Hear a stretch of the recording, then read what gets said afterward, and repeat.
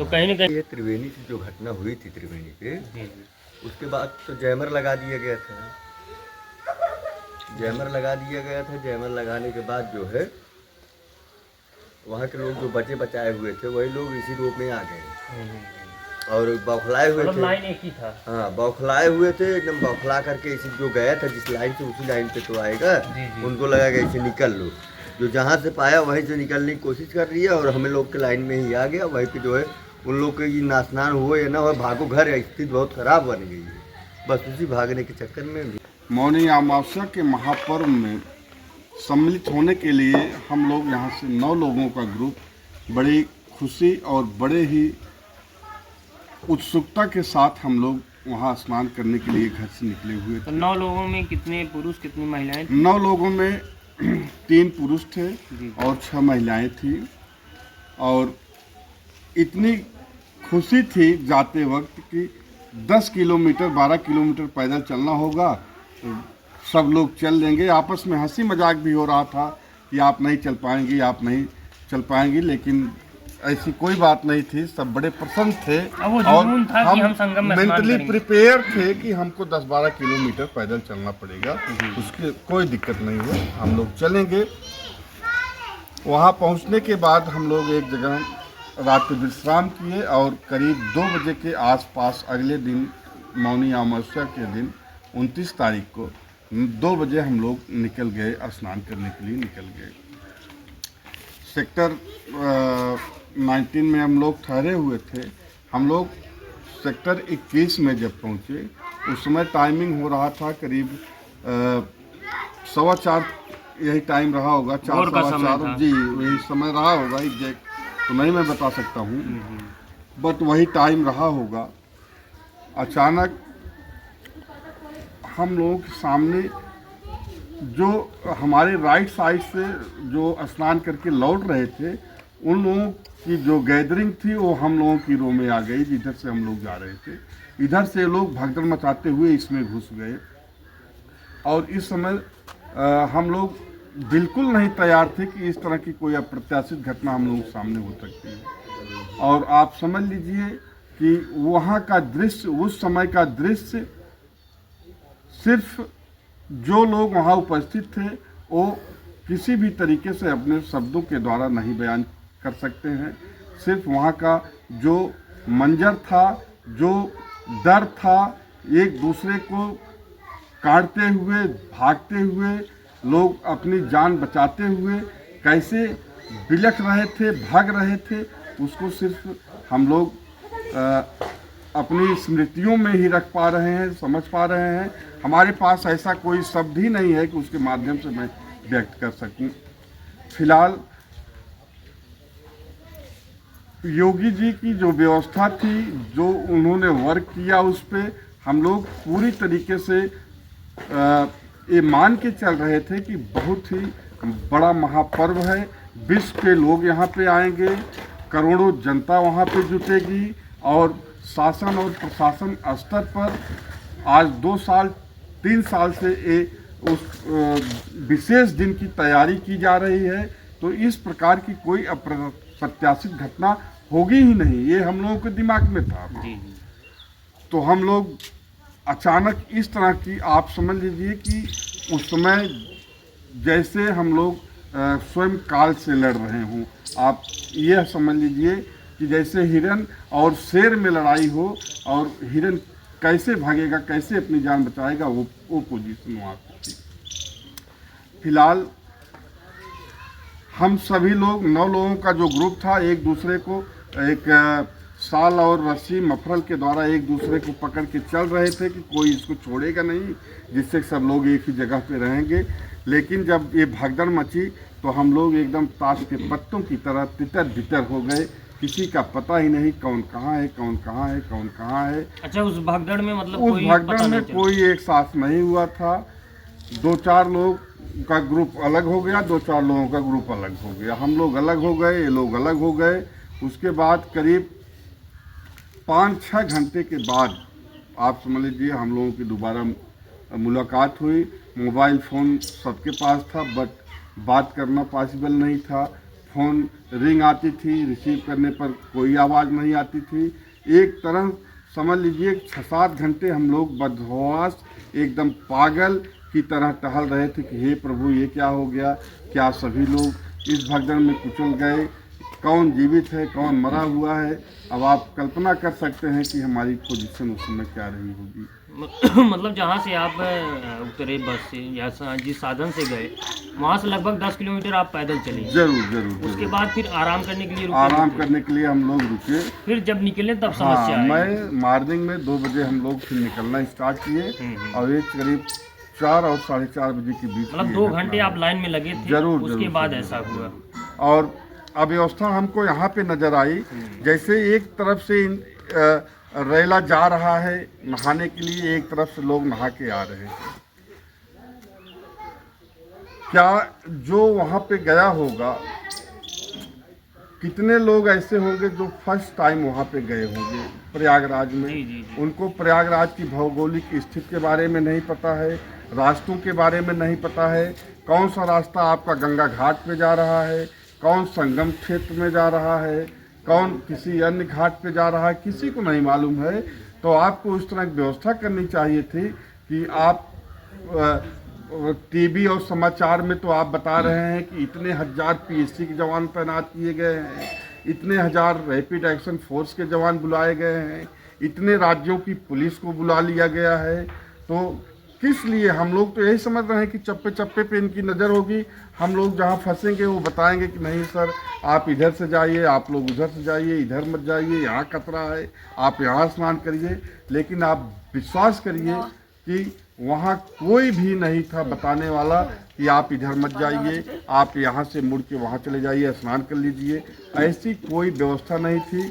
बस भीड़ जा रही है, एक अनुमान के साथ उसके पीछे हम लोग हो लिए थे कि शायद ये नहाने जा रहे हैं। वहाँ मतलब पुलिस प्रशासन की ऐसा कोई कुछ टीम नहीं। अगर वो भीड़ आके बस अड्डे पे निकल जाती तो हम लोग बस अड्डे पे आके पहुंच जाते। हाँ, ठेली सिर्फ ये हम सोच रहे हैं कि अगली जिसको मैं फॉलो कर रहा हूँ, जिस भीड़ को, वो नहाने जा रही है, यही करके मैं चल रहा हूँ।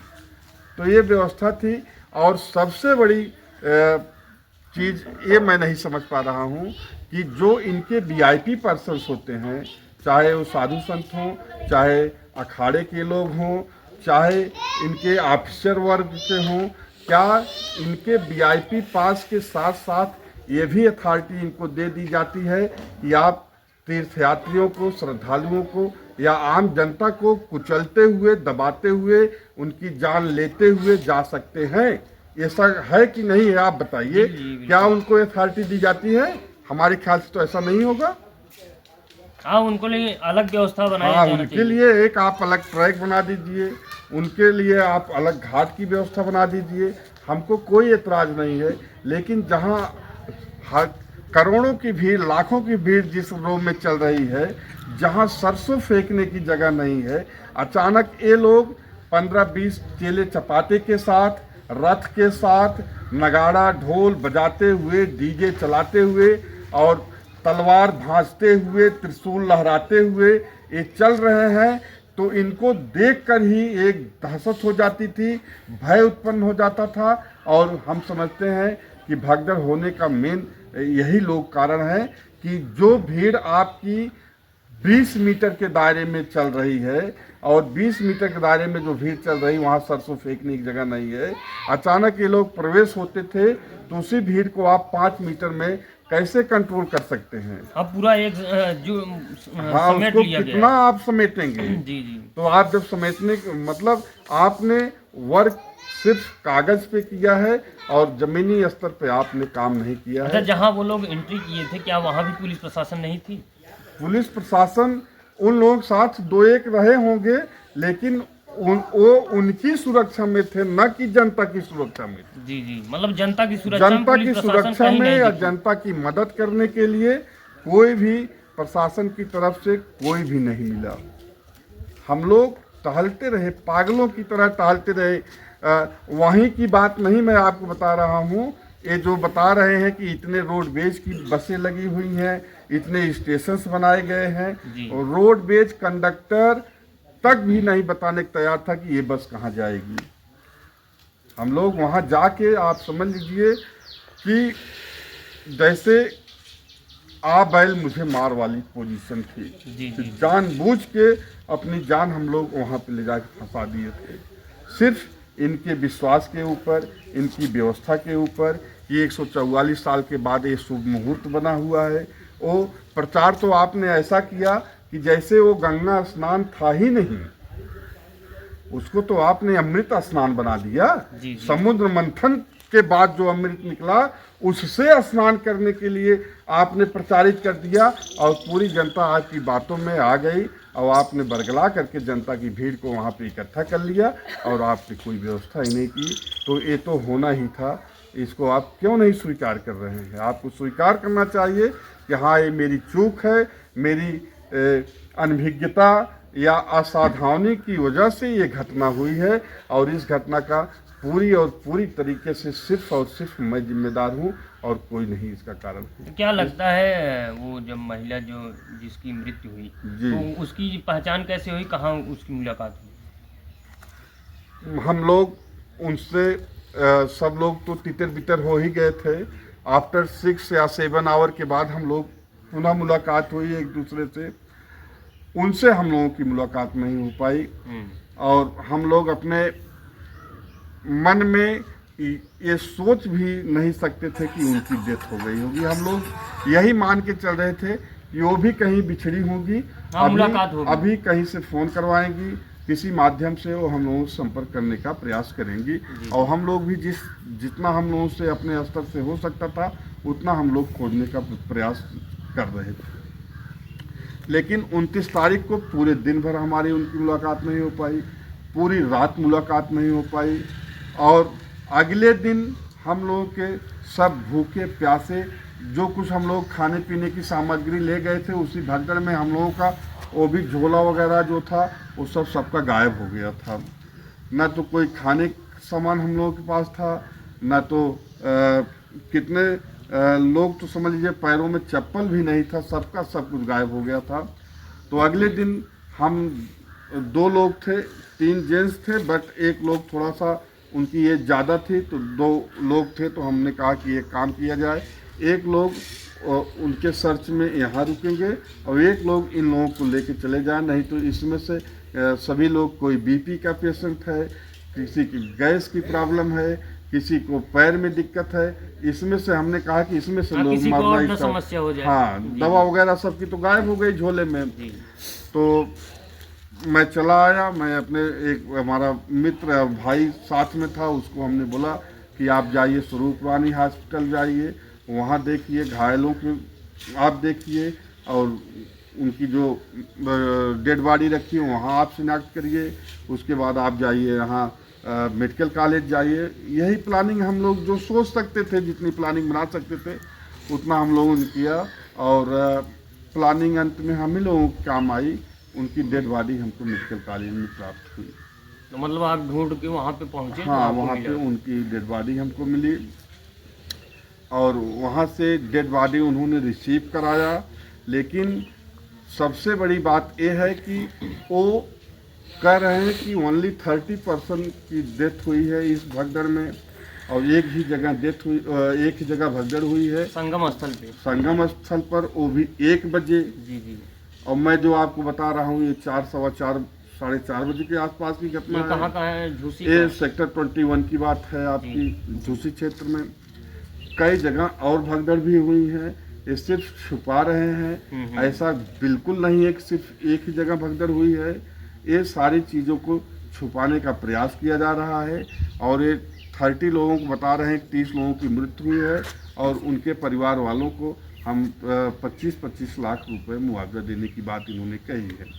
बट जो डेड बॉडी हमको मिली हुई है उसके साथ जो रिसीविंग लेटर दिया गया है हमको, इसमें कहीं पर भी नहीं मेंशन है कि इनकी डेथ मेला क्षेत्र में भगदड़ की वजह से हुई है। ये एकदम नॉर्मल डेथ होने पर या लावारिस लाश मिलने पर जब सुपुर्द किया जाता है उनके परिजनों को, तो एक नॉर्मल प्रक्रिया जो ये करते हैं वही नॉर्मल प्रक्रिया करके इन्होंने दे दिया है। इस पर हम कहीं दावा करना चाहें तो हम कैसे उनको बताएंगे कि इनकी डेथ जो है मेला परिसर में उस भगदड़ की वजह से हुई। क्या उस समय आपको कुछ जानकारी नहीं थी इस विषय में? जानकारी कुछ चर्चा करने के थी, लिए इस बात में उनसे चर्चा किया गया कि आप इनका पोस्टमार्टम करवाइए। पोस्टमार्टम करवाने के बाद हमको मेला प्राधिकरण तक आप एम्बुलेंस की व्यवस्था करवाइए। हम जाएंगे, मेला प्राधिकरण के जो अध्यक्ष हैं, जो जिम्मेदार व्यक्ति होगा, उससे हम रिसीविंग लेंगे। वो स्टैंप लगा के देगा हमको कि हाँ इस व्यक्ति की मृत्यु यहाँ परिसर क्षेत्र में हुई है मेला। लेकिन उन्होंने कहा कि नहीं, ऐसा कोई व्यवस्था नहीं है, आप सीधे इनको लेके जाइए। और आप अगर आप मैं कहूँगा कि बल्कि ज़बरदस्ती हमको एम्बुलेंस में, लाश के साथ एम्बुलेंस में बैठा दिया गया और एम्बुलेंस ड्राइवर लेके चल दिया वहाँ से। मतलब इस प्रकार का कार्य इस किया गया। प्रकार का कार्य किया गया। तो मतलब उस लिस्ट में आपके परिवार का नाम, उस महिला का नाम नहीं है जो 30 लिस्ट जारी किया गया है? अभी तो ये लिस्ट सामने आई नहीं है जी, कि जी। किसको किसको आप मान रहे हैं, कौन वो 30 लोग हैं। लेकिन संदेह हमको यहाँ पे हो रहा है वो 30 लोग जरूर वही होंगे जो आप संगम क्षेत्र में। 1 बजे की बात जहाँ आप कर जी, रहे जी। हैं कि संगम नोच पे जो भगदड़ हुई है, और ये इस भगदड़ का जब आप जिक्र ही नहीं कर रहे हैं तो इसमें हम 30 में कैसे हम आ पाएंगे? और जहाँ तक देखा जाए उसी संगम हाँ, क्षेत्र आप का वहीं की बात दिखाया कर जा रहे रहा है। होंगे, आप वहीं की बात कर रहे यहाँ होंगे। का कोई चर्चा नहीं है। यहाँ की जब आप चर्चा ही नहीं कर रहे हैं तो हम कैसे मान लें कि हम उसमें आ पाएंगे? तो यहाँ पे स्थानीय विधायक भी आए थे। जी, हमारे क्षेत्र के विधायक माननीय रमेश चंद्र जी कल आए हुए थे और उन्होंने मुझको पूरा आश्वासन दिया है, पीड़ित परिवार के परिजनों को आश्वासन दिया है कि आप लोग बिल्कुल परेशान मत होइए।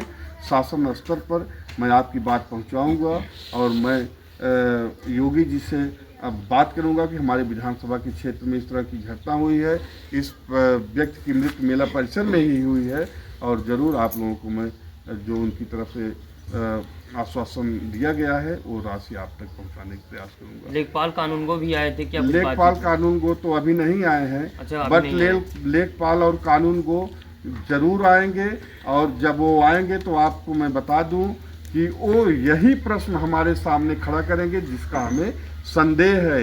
वो जब रिसीविंग हमसे लेंगे तो जरूर कहेंगे कि इसमें तो ऐसा कुछ भी नहीं मेंशन किया गया है कि इस पर्सन की मृत्यु मेला परिसर में भगदड़ की वजह से हुई है। तो मैं कैसे उस पर रिपोर्ट लगा दूं कि ये मेला परिसर में मृत्यु हुई है? कहीं न कहीं ये बात जरूर उजागर होना चाहिए कि जितने लोग वहाँ पे जिसकी मृत्यु हुई है वो जांच का विषय है, और जांच करके इस परिवार, पूरे परिवार को, और जितने भी लोग मृत्यु हुई हैं उनको ये मिलना चाहिए जो मुख्यमंत्री द्वारा कहा गया है। लेकिन अगर देखा जाए जिस प्रकार से इनसे बातचीत हुई तो उन्होंने कहा कि उस विषय में सिर्फ संगम क्षेत्र में जो मामला हुआ वहीं का चर्चा चल रहा है कि वहीं पे जो लोग मरे हैं उन्हीं के परिवार को मुआवजा मिलेगा। लेकिन झूसी क्षेत्र में जिस प्रकार का मामला बताए तो ये लगता है कि वहाँ का अभी छुपाया जा रहा है। लेकिन ये छुपाने वाली बात नहीं है। अगर जिस परिवार के परिजन इस प्रकार की घटना हुई है उस परिवार को पूरी तरह से मदद मिलना चाहिए, पूरी तरह से उनको। तो क्या लगता है, आपको विश्वास है कि सरकार आपके साथ मदद करेगी? सरकार है और जनता के द्वारा चुनी गई सरकार है। सरकार की ही बातों में आकर के हम लोग वहाँ पे अमृत स्नान करने के लिए गए हुए थे। हो सकता है माननीय योगी जी को उनके अधिकारियों द्वारा ही छिपाया जा रहा हो, पूरी बात उन तक न पहुँचाई जा रही हो। लेकिन मैं ये विश्वास कर रहा हूँ अगर योगी जी तक ये बात पहुँचेगी तो ज़रूर वो हम लोगों की संवेदनाओं को समझने का प्रयास करेंगे और पीड़ित परिवार को, एक ही पीड़ित परिवार की मदद ज़रूर करेंगे। और उनसे आग्रह भी मैं करूँगा कि आप ऐसा ही करिएगा जिससे कि जनता का विश्वास आपके साथ बराबर बना रहे।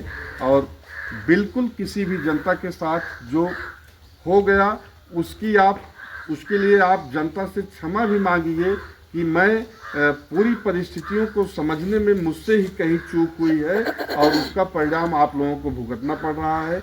इससे मैं क्षमा प्रार्थी हूँ।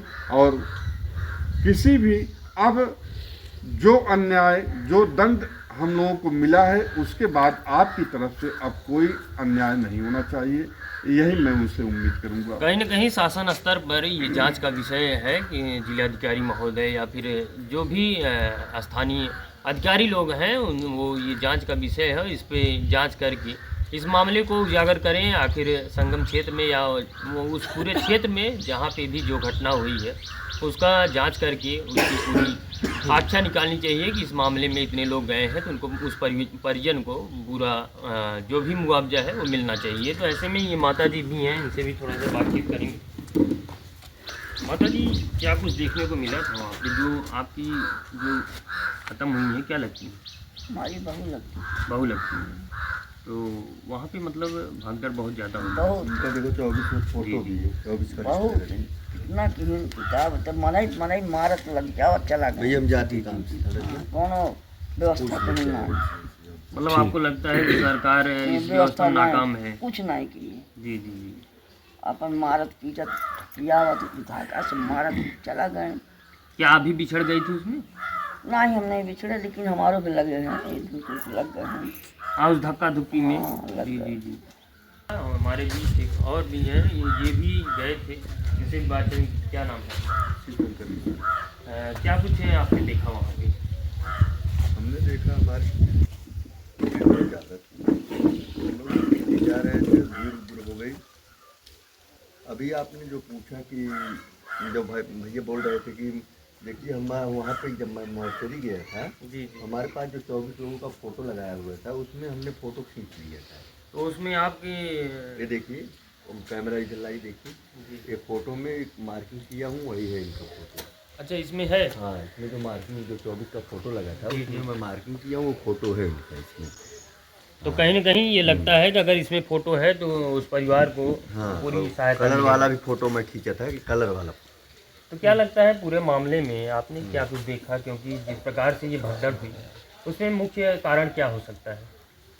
मुख्य कारण यही है, त्रिवेणी से जो घटना हुई थी त्रिवेणी पे, जी जी। उसके बाद तो जैमर लगा दिया गया था।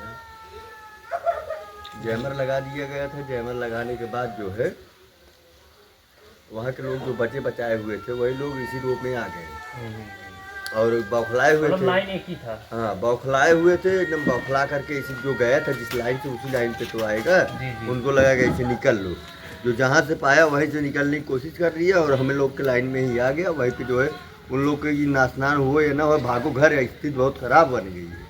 बस उसी भागने के चक्कर में भीड़। आप लोग भी स्नान नहीं कर पाए थे? 7-8 बजे हम लोग किए अच्छा, थे। मतलब बिछड़ने के बाद सब लोग मिले, उसके बाद स्नान भी किए, लेकिन वो महिला उसमें सब लोग नहीं मिले, अच्छा। जो हमारे साथ था 3-4 लोग वही किए। तो आप देख सकते हैं जिस प्रकार से इन्होंने बताया बस यही बनाइए, पूरा मामला आगे मत जाइए। पूरा मामला जैसे बताया कि जिस प्रकार से वहाँ पे मामला घटित हुआ है, कहीं न कहीं ये चर्चा का विषय बना है। आखिर कुंभ क्षेत्र में जिस प्रकार की व्यवस्था बताई गई, आखिर उस प्रकार की व्यवस्था क्यों नहीं देखने को मिली?